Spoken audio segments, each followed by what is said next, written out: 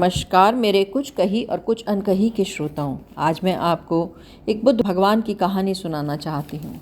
हर रोज़ की तरह एक दिन भगवान बुद्ध सुबह भिक्षुओं की सभा में आए।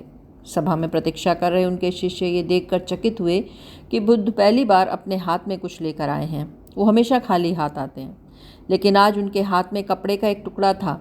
सभी शिष्य ये देखकर समझ गए कि आज कोई विशेष प्रयोजन है। बुद्ध अपने आसन पर आके बैठे और उन्होंने से किसी से कुछ नहीं कहा और कपड़े के टुकड़े में थोड़ी थोड़ी दूरी पर 5 गांठें लगा दी। सब लोग इंतजार कर रहे थे कि देखें अब बुद्ध क्या कहेंगे। तभी बुद्ध भगवान ने कहा कि क्या बताओ, ये कपड़ा पहले की तरह ही है, जैसे ये कपड़ा ये गांठें लगाने से पहले था उसी तरीके से है ये कपड़ा।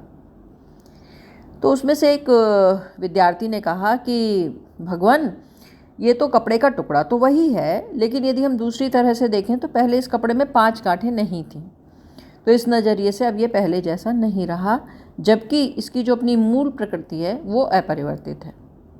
इसका केवल बाहरी रूप ही बदला है।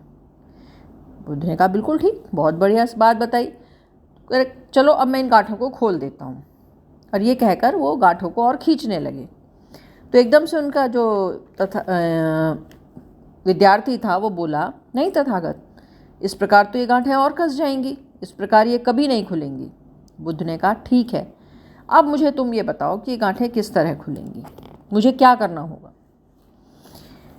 और तुम इसे कैसे खोलोगे। तो उनके विद्यार्थी ने कहा कि प्रभु, इसके लिए तो मुझे सबसे पहले इसके पास से देखना होगा कि इसमें गांठें कैसे लगाई गई हैं। ये जाने बिना मैं इसे खोलने का उपाय नहीं बता सकता।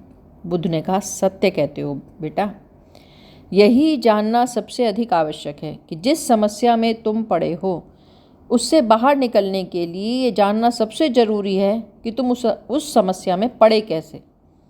अगर तुमने उसका कारण जान लिया तो तुम उस समस्या से छुटकारा पा जाओगे।